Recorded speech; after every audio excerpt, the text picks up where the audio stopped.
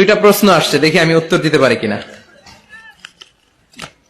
আসসালামু আলাইকুম রহমতুল্লাহ। ওয়ালাইকুম আসসালাম রহমতুল্লাহ। আশা করি আল্লাহর বিশেষ রহমতে আপনি ভালো আছেন। হুজুর, আপনার কাছে আমার দুটি প্রশ্ন জানতে চাই, যথাযথ উত্তর প্রদানে আপনার কাছে কৃতজ্ঞ থাকবো। আমাদের দেশে প্রচলিত যে খতমে কোরআন রয়েছে সেটা বেদাত কিনা? যদি বেদাত হয় সেটা সম্পর্কে আমাদের করণীয় কি? 6 ঘন্টা 8 ঘন্টা হাফেজ এনে কোরআন খতম দেয়া হয়, এই পদ্ধতিতে আল্লাহ রাসূলের জামানায় ছিল না। কোরআন আপনি নিজে পড়বেন, কোরআন আপনি ভাড়া করে এনে বাবার জন্য কান্নাকাটি করানোর কোনো দরকার নাই।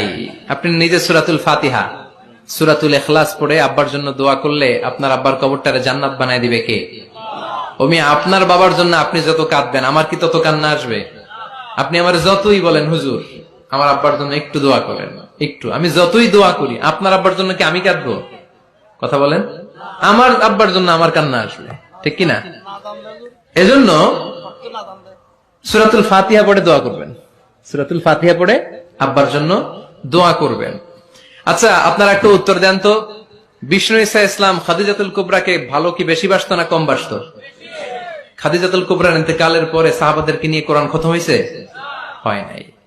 ফাতেমাতুজ জোহরা উনি আগে মারা গিয়েছেন, সাইয়েদনা আলী ইন্তেকাল করেছেন পরে, হাসান হুসাইন বেঁচে ছিল, উনি কি ওনার আম্মার জন্য কোরআন খতম করেছে এইভাবে? না, প্রচলিত এই পদ্ধতি